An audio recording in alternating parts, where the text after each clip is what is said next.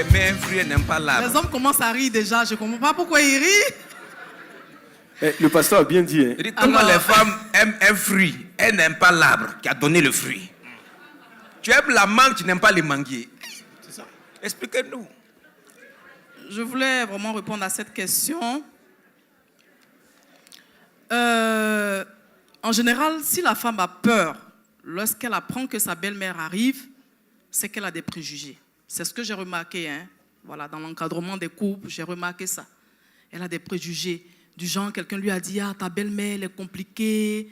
En tout cas, c'est une femme qui n'est pas facile. » Donc, déjà, avant même que la belle-mère n'arrive, elle a des appréhensions. L'autre chose que j'ai remarqué aussi, c'est que, effectivement, une belle-mère, c'est quand même une autorité. C'est, en tout cas, parmi les autorités, c'est une autorité. Ah oui, parce que c'est grâce à elle qu'on a ce merveilleux mari. Donc, quand on doit la recevoir, il y a cette petite pression de comment faire pour réussir son séjour, est-ce qu'elle sera heureuse dans notre maison? Il y a une pression qui est là et qui fait qu'on a peur. Mais sinon, une belle-mère, elle ne doit pas faire peur. Elle ne doit pas faire peur parce que nous sommes des femmes chrétiennes et il est très important pour nous de bien traiter notre belle famille. Pourquoi?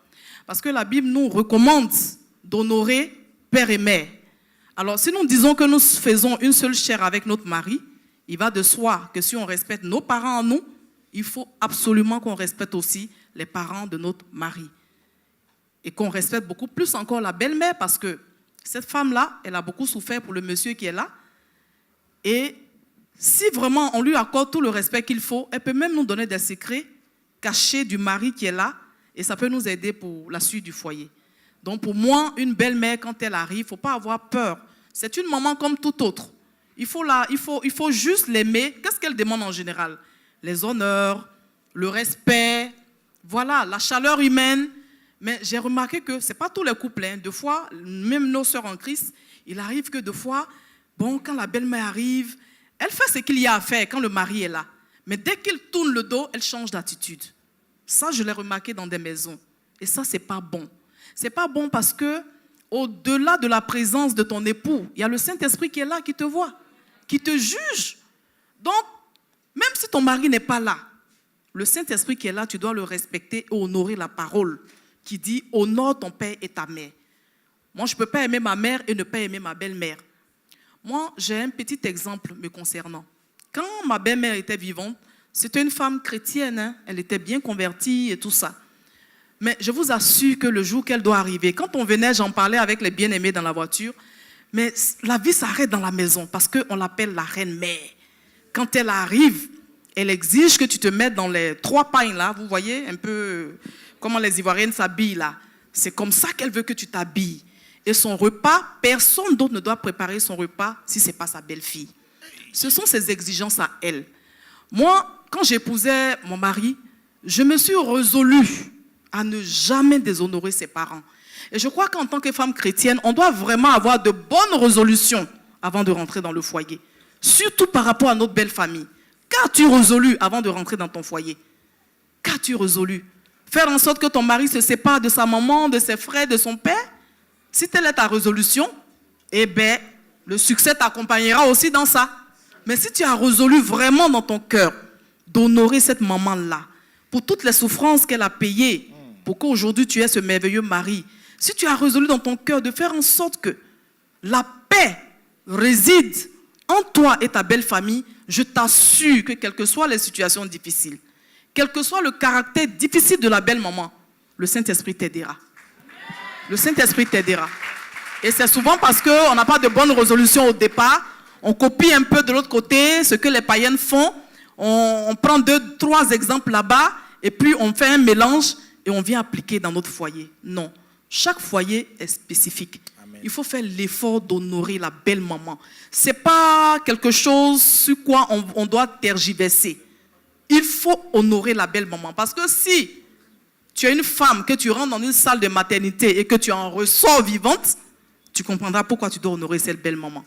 Parce que le prix d'une vie, tu sais toi et moi que ce n'est pas donné. Et quand tu honores ta belle maman, ce qui arrive, c'est que tu as beaucoup de bénédictions. En général, Vous remarquerez que dans nos sociétés, les mamans d'avant, c'est vrai, on me dira qu'elles n'étaient pas chrétiennes. Mais on voit que tous leurs enfants réussissent. Il y a la grâce de Dieu. Des fois, on se demande mais comment elles ont fait. Mais c'est parce qu'elles honoraient leurs beaux-parents quelque part. Maintenant, nous, on a Jésus. On a le Saint-Esprit. On a la parole de Dieu. On a toutes les recommandations pour réussir notre foyer. Et on n'arrive pas. C'est juste qu'on n'a pas pris de bonnes résolutions avant de rentrer dans ce foyer-là.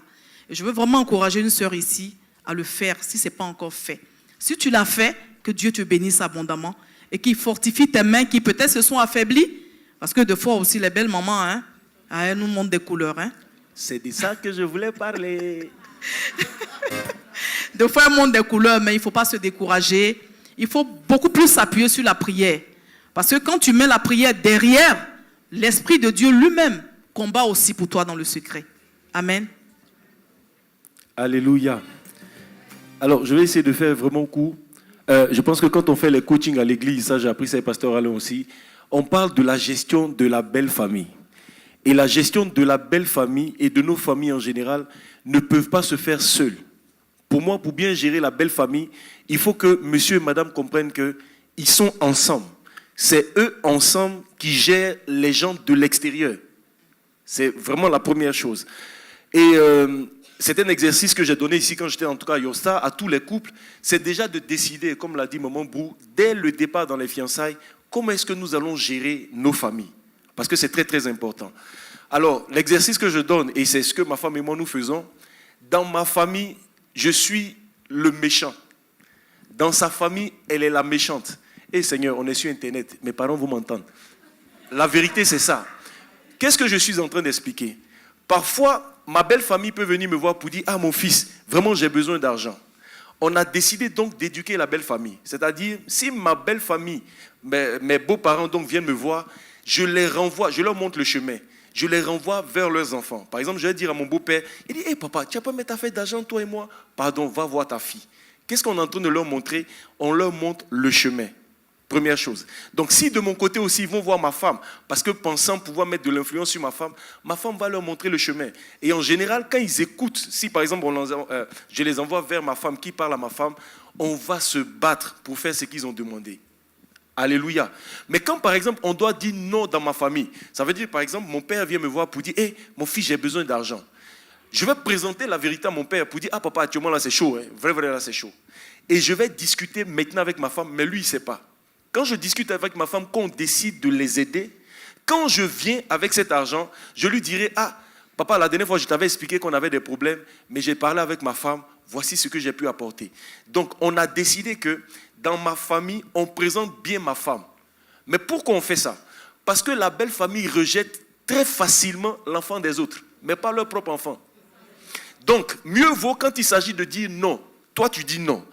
Et dans cette histoire, tu as des belles-mères qui sont terribles. Hein? Il y a des belles-mères qui n'ont pas laissé partir leurs enfants. Tu as des belles-mères qui sont difficiles. Mais je dis, dans la gestion du quitter, même si ta belle-mère te gifle, même si elle t'insulte, il dit, il faut te taire. Parce que tout ce que tu peux dire va être interprété et va être exagéré. Donc tu te tais. C'est à ton mari de faire ton palabre. Si ta belle-mère est venue, qu'elle a volé quelque chose à la maison, dis-lui simplement que Dieu te bénisse. Et tu vas. Mais maintenant, quand toi, l'homme, ta femme vient t'expliquer ce que tes parents viennent de faire. Quand la Bible dit l'homme quittera son père et sa mère, ça parle de quand même, tu allais te marier, ça veut dire que tu es quelqu'un de mature. Ça veut dire que tu dois être capable de dire à ta mère, maman, non, ce que tu fais, je n'apprécie pas. Pas que ma femme n'apprécie pas, mais moi, je n'apprécie pas. Parce que si tu ne respectes pas ma femme, c'est que tu ne me respectes pas. Amen. Il y a un pasteur qui expliquait cette histoire. Il dit, lui, sa mère est venue passer des congés à la maison. Et sa mère, il connaît sa mère. Il a dit à sa femme, moi là, il connaît ma maman est compliquée. Donc, il avait déjà préparé sa femme. Donc, sa femme a bien reçu la maman. Mais le problème, la maman dit, elle, quand on donne l'argent de popote à sa fille, il faut qu'on lui donne aussi, en tout cas les 2 semaines où elle est à la maison là. Comme elle n'aime pas trop la nourriture de la région de la femme, il faut aussi qu'on lui donne l'argent de popote. Donc, elle met la pression sur sa belle-fille. Non, d'abord, elle a commencé par mon fils. Non, tu sais que je n'aime pas la nourriture de ton fils, de ma belle-fille là. Donne-moi aussi l'argent. Lui, il a dit non. Il dit, papa, il dit, maman, quand tu es à la maison, je paye ta maison, je te donne l'argent pour que tu prépares. Mais quand tu viens ici là, c'est le foyer de la femme là. Hein. Il a eu le caractère pour parler à sa propre maman. Donc, il a évité que sa femme soit dans un combat. C'est lui qui mène le combat. La femme, elle, son rôle devant sa belle famille, honore-les, respecte-les et serre-les de bon cœur. Fais en sorte qu'ils soient heureux. Je t'assure que ton foyer va être béni. Alléluia. Amen. Donc, que ton mari mène le combat de la belle famille avec toi. Aimez-les, soutenez-les. Mais ce n'est pas à toi de faire ton palabre avec la belle famille. Laisse ton conjoint gérer. Et donc, ce qui s'est passé par rapport à ce pasteur, parce que le pasteur a résisté à sa maman, qu'est-ce que la maman fait? Il connaissait sa maman. Sa maman maintenant va passer par la femme pour dire, ah, tu sais, mon fils, là, il est trop compliqué. Hein? Je lui dis, n'a qu'à me donner l'argent. La fête, je vais préparer une petite nourriture là. Et elle a réussi à prendre la femme par les sentiments. Vous savez, il y a des belles-mères qui savent manipuler. Hein. La belle-mère lui a dit, en tout cas, elle-même, elle se lève maintenant pour aller voir son mari. Mais qu'est-ce qu'elle demande de mal? Juste l'argent pour préparer là. Le monsieur dit, hey, ma femme, toi et moi, on est ensemble. Ma maman là, je la connais. Ils ont réglé le cas de la maman. Que Dieu vous bénisse. Amen. Donc, pour rebondir sur ce que le pasteur Val vient de dire, il est vraiment important de comprendre que dans le mariage, on n'est plus deux, mais on est un.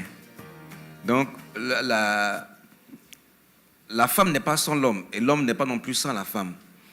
Il faut éviter que la femme se trouve exposée par rapport à sa belle-mère, et même par rapport à ses belles-sœurs. Voilà. Donc, c'est le rôle de l'homme. C'est vrai, la maman est la source.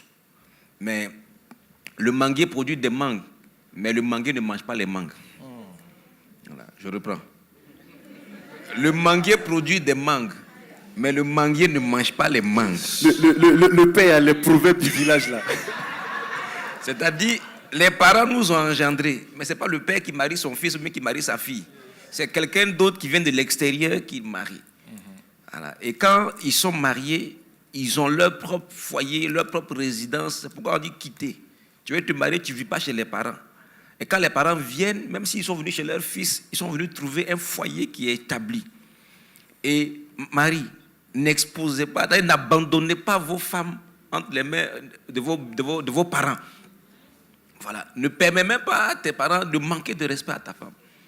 C'est toi-même qui prends le combat. C'est toi qui mets de l'ordre. Et la manière dont tu vas traiter ta femme va déterminer comment tes parents vont se comporter. Voilà. Si tu montres à tes parents que tu aimes ta femme et tu l'aimes, pas seulement dans la chambre quand tu es inspiré, mais même au salon, ça va aider à ce que justement, que ce soit la belle-sœur, la belle-mère, les beaux-frères, les belles-filles aussi, parce qu'il y a ça aussi, voilà. Les enfants que tu as eus peut-être avant de te marier, puissent respecter ta femme. Mais il faut savoir que la Bible dit, celui qui aime sa femme, s'aime lui-même. Donc quand on a manqué de respect à ta femme, on t'a manqué de respect, que tu le saches ou non.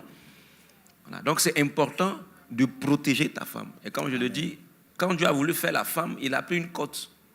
Il n'a pas pris un os qui est au niveau du tibia. Il a pris la côte là, elle se trouve sous le bras, parce que la femme a besoin d'être protégée. Protège ta femme, ne l'expose pas.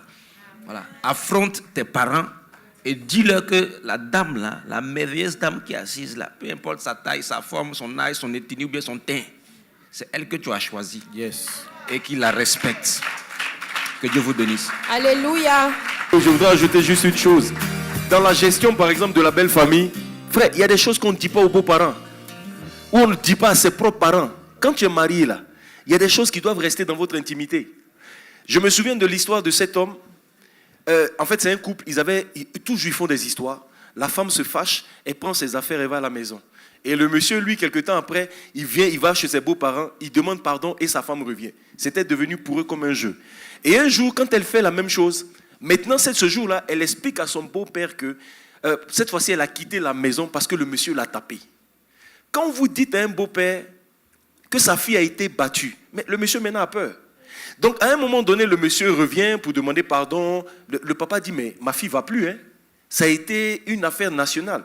Il a dû aller soulever maintenant ses propres parents pour venir demander pardon. Le monsieur dit, non, mon beau, là, il est dangereux, il va tuer ma fille. Donc, c'est finalement à une des réunions, là, la fille elle-même va se lever pour dire, mais papa, moi-même, j'ai envie de retourner dans le foyer. Mais, en fait, qu'est-ce qui se passe? C'est que les parents auront toujours un parti pris. C'est clair. Et un frère passait son temps à aller voir sa belle-mère. Et il lui dit, mais ta fille est mauvaise, ta fille est mauvaise. La belle-mère écoutait. Elle écoutait. comme c'est son beau, elle respecte le beau. Mais un jour, il va avoir un bang-bang dans la famille, un palabre dans la famille. Et ce jour-là, la belle-mère maintenant va dire tout ce qui est sur son cœur. Ma fille que moi j'ai éduquée, elle n'était pas comme ça. C'est toi qui l'as rendue comme ça. Donc, je veux dire, quand on parle du quitter, celui qui a quitté, en fait, c'est qu'il y a des choses qu'il ne va plus expliquer aux parents, ils arrivent à garder pour eux-mêmes. C'est ça aussi la gestion de la belle famille. Tu ne peux pas prendre le lieu secret, c'est-à-dire les choses qui se passent dans la chambre et aller raconter à ta belle famille. Alléluia. Donc, sachons gérer nos familles. L'honneur leur est dû. Il faut les honorer, mais il faut les quitter parce qu'ils ne doivent pas gérer le foyer que nous avons. Amen.